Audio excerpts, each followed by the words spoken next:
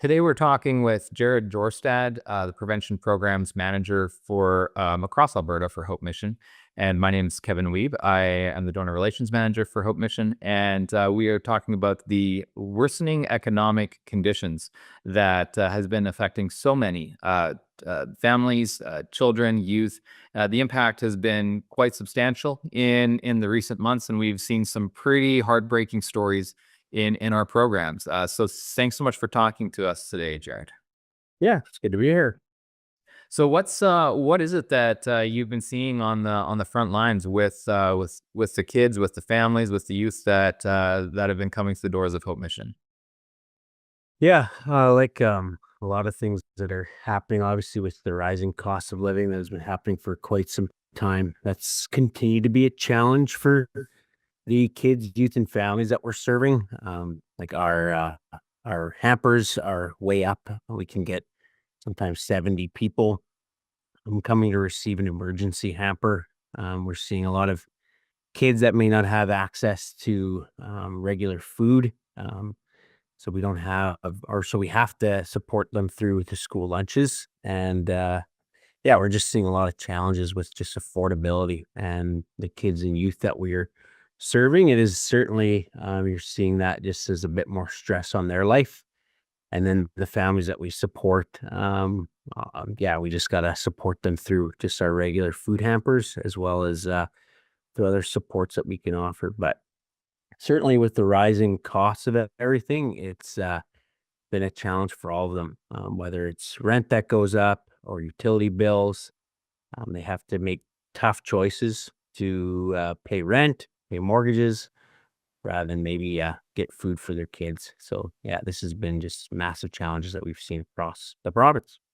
So when you say 70 people coming for a food hamper, is that 70 people in a single day at one program location? Yeah, that's correct. Yeah, we'll get say on our Thursdays we do our hamper program, so we'll have families come in. We'll have 70 unique families get an emergency hamper at that program that they can take home, and just kind of takes the edge off. It doesn't solve their problem, but it at least supports them for a few days. Wow. Okay. So, for a bit of context, we have locations across the province doing prevention programs. So there's Edmonton, Red Deer, Calgary, Wetaskiwin, and then also we operate prevention programs out of two of our camp locations. Where in the summertime they are having summer camp programs for kids, and then the rest of the year doing food programs for families and kids. Mhm. So that's a lot of program locations. So when we say 70 people in a day, that's not across the province. That's just one place, one time, one day. That's right. So That's the right. scope is actually quite a bit larger than that. Yeah.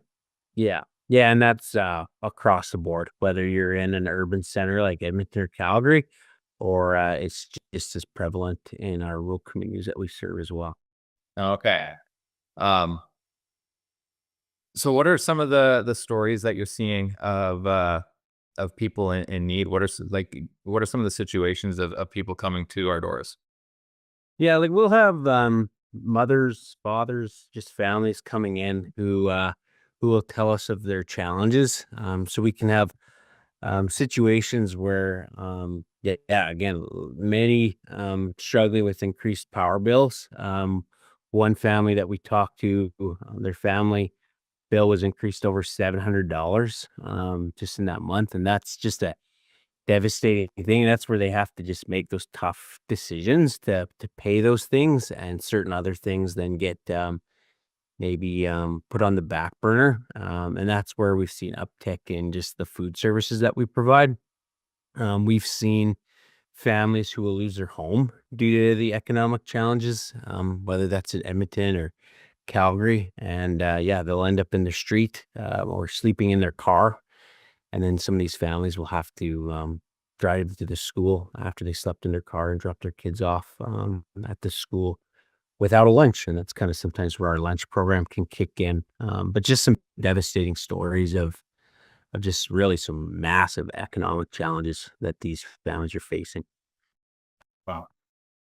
Now I know we've also got some pretty great community partnerships for families in those situations, where we help families like that, where the parents have come to the shelters downtown, and the kids will get connected with other groups that help provide uh, safe places for kids to stay through other groups like Safe Families Edmonton, or Mhm. groups like that.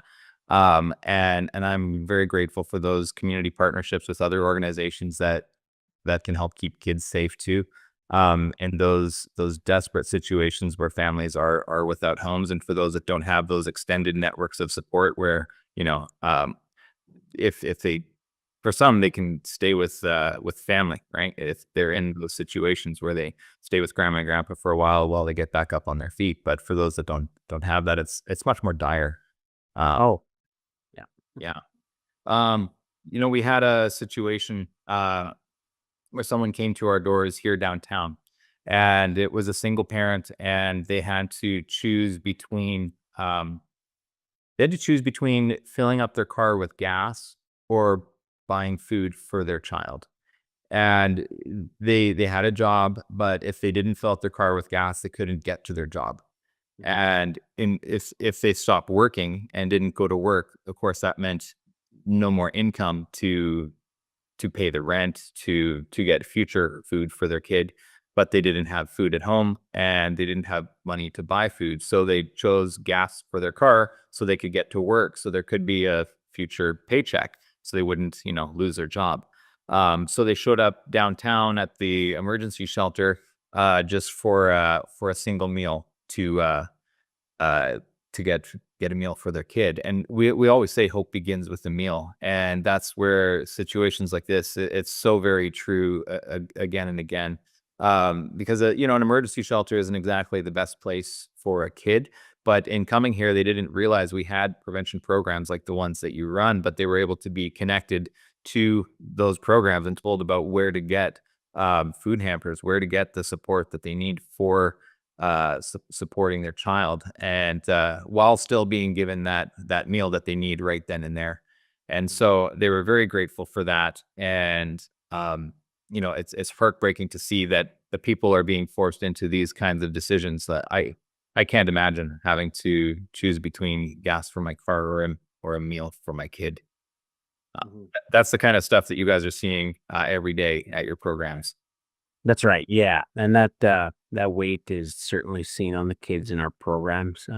Obviously with all those type of challenges you face in families, it filters down to these kids, and these parents are doing their best. But we can at least be there to support the families and kids in these sick situations, and at least provide some emergency support so that they can receive the help until they can kind of get back on their feet. Well, we've talked about the emerging need that's been kind of out of the ordinary. Let's talk about the hope that's offered for these kids. What are some of the programs? What are some of the successes that you're seeing along the way as well? Yeah, so we provide school lunches to schools to be able to support kids who maybe don't have a lunch or can't bring a lunch. So we are supporting about 60 or so schools across the province through some various form of support, whether it's a few hundred lunches a day to even five. It's just a way to ensure that kids have access to food while they're at school. And we know that if a kid or if any of us don't have food, it's just a challenge to learn. And we want to at least cover that, at least to kind of support the family in that challenge to be able to know that if that child can go to school and receive a lunch, that will ensure that they can continue to attend. Oftentimes you see kids who know if there's food available at school, they will continue to go to school. They won't miss school because there's supports actually in the school. We love to support that type of thing. Obviously, when they have food in their stomach, things like irritability, fatigue, those things decline. Even teachers have told us that playground incidents will decline when there's food that is readily available for the kids. And again, this is just a way to support the whole community as a whole. First of all, these kids and the schools and the families as well. So kind of everybody there, yeah, receives support through these lunches, and it just kind of hopefully will have a long term effect on these kids, so that math scores can go up, science scores can go up, and that just sets these kids up for success. But we also go deeper than that. Food security is a major piece of how we want to support kids and youth across the province. But another way that we do that is kids need some positive relationships in their life.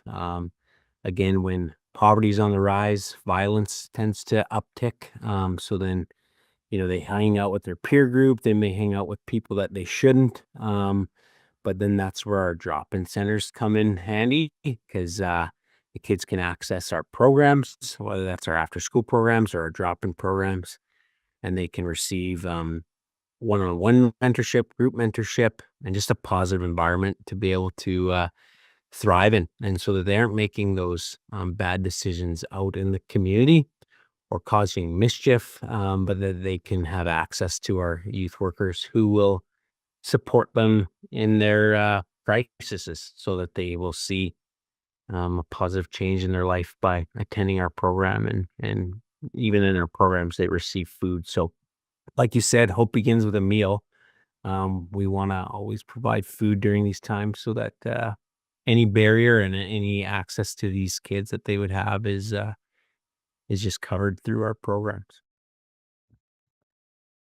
The data, this isn't stuff you do without data. The data suggests that all kinds of even like physical health outcomes improve when food insecurity is reduced. And there's so many different studies that we have access to that show that when food insecurity rises, so do incidents of all kinds of things. And something that kind of I found shocking as I dug into the data on that is even animal bites. And I thought, well, what does food insecurity have to do with animal bites? But when there's not food in the house and you're not feeding your pets either, then those dogs or cats or other animals get irritable, and then they start, um, you know, uh, biting their owners as well. And so you see increased rates of animal bites when there's food insecurity in the home. And so there's all of these different data points where there's injuries, there's all kinds of other like health related negative outcomes when there's higher rates of food insecurity. But then like on the mentorship side too, the data is super clear on the importance of healthy relationships with healthy adults for kids. But even more than the data, like it's the stories of people. And we have staff members too that have been through that themselves, who've lived through those moments of extreme poverty, and then become staff at the mission, having been through our own programs, and are just incredible inspirations to the kids that they're serving, because they know what it's like to be that kid in the program. And they're sometimes some of the best staff we have. I know even like at the shelter too, we have a lot of staff that have been through our recovery program, and I'll watch as they work with folks on the streets, and the level of compassion and understanding that's there is quite astounding. And just seeing that work itself out as people having come from a very difficult place, having gone through it, finding hope, and then coming full cycle to give that hope to others, is something that I find deeply inspiring about many of our coworkers here at the mission. Yeah, yeah, and that's I think a big way that we can empathize with these kids, especially the staff that have gone through those situations. Yeah, and that's a lot of what the kids that we serve need, is just somebody to understand, just somebody to kind of enter into their pain and support them in that. And that's exactly kind of what our teams can do. And I've called them before. We're not trained social workers necessarily, but we're what I call us is professional relationship builders, because we're just there to engage the kids, meet them at their level, really challenge them to rise above their circumstances and support them when they're in crisis. And those are the kind of stories that we see real transformation when the staff can dig deep into that kid's struggle, and especially when trust is built. That's a game changer, and that's kind of where our camps come in handy. We have these 2 camps, and we can send the kids that we meet throughout the year and send them to a summer camp and get them out of these cities or out of these rural communities and into just relaxed environment of camp. It's such a powerful time for any of these kids to experience just a summer camp, get away from whatever they're dealing with, and just get a week of rest and relaxation where they just can be a kid. And that's really the power of summer camp for sure. One of the things that I've taught my kids was this acronym that was taught to me, and it was HALT, HALT. Hungry, angry, lonely, and tired is what it stands for. That if you are one of those things, if you are hungry, if you are angry, if you're lonely, or if you're tired, then you need to stop. You need to halt and address those things, because your behavior is likely to be less than ideal. And so that's one of those things that I find really helpful and interesting about our prevention programs, is it addresses so many of those pieces where kids come to school and there's often misbehavior, but it's at the root of it is hunger, or it's loneliness, or they're tired because of all the things they've had to endure all the time, and it's just giving them space to um, you know take a rest from the difficulties of life that they face outside of our programs, or there's food because they're hungry, or there's people to be with that are healthy where they're feeling lonely and misunderstood. And so it's a place for them to literally just stop the chaos of the world that they are coming from, and recharge in those other areas, whether it's hunger or loneliness or being tired, and to like tone down the anger that rises from so many of those other things, and then to be able to go back and engage with their lives in a much healthier way. And we've seen that again and again with so many kids and so many youth, where the skills that they learn in the programs enables them to engage in their world in a much healthier way. Mhm, mhm.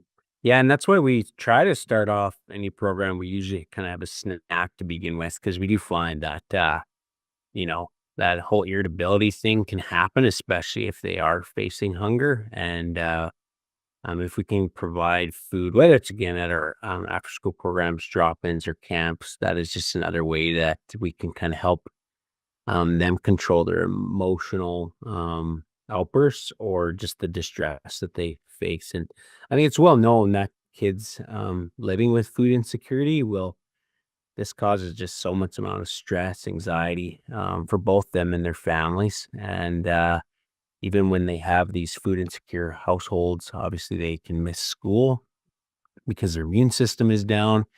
Yeah, they just face so many health challenges as the instability comes throughout their life. They carry that stress. And when you can provide a meal that they can just know that this is where it's coming from, and they have that structure and safety in their life, it can make a world of difference for them as they grow up and as they become adults. Well, one of the things I talked about in a previous conversation was the example of Reverend Harold and Hilly Edwardson. And I know this has been something talked about in a lot of our conversations lately, and how in times of economic uncertainty, that's how Hope Mission was started. It was in the Great Depression, and there was a lot of need, and Reverend Harold and his wife Hilly decided to step up to meet the need, and they didn't give in to despair. They didn't give in to just like hopelessness about the situation, but they did something very, very simple and just made a meal and helped the people in their area, in their community, in the city of Edmonton, with just feeding hungry mouths. And it brought hope to so many people, and it started a legacy of hope that has continued for 96 years and counting. And they're the founders of Hope Mission, them and their daughter Dagmar, I was involved in it as well, and it became a legacy that's nearly 100 years now, and something that now continues to do that very thing, not just for those that are without homes, but for kids in school and for families that are struggling. And I know that's an example that I keep coming back to as something to honor, a legacy to continue living out, and something I'm grateful for. What have your thoughts been lately, Jared, on the example of the Edwardsons? Yeah, I think it's that consistency. Like you said, it's almost 100 years, and they started out with again, serving people through food, and almost 100 years later, this is what we're doing still. So the heart of the organization has stayed the same, and that's food, and that's making sure people have enough food in their stomach so that we can at least get them in the right path as they whether they seek recovery or whether they're kids and youth, and we can provide just a safe atmosphere for them. But food is kind of just so much at the heart of what we do. So I just love that consistency, and I find all of our staff just see the benefits of how food can really change a life. And again, that's just why I love that saying, "Hope begins with a meal," because we see that time and time again, right? And how food can change someone's life, and then really impact them for the rest of their time with us at Hope Mission or beyond.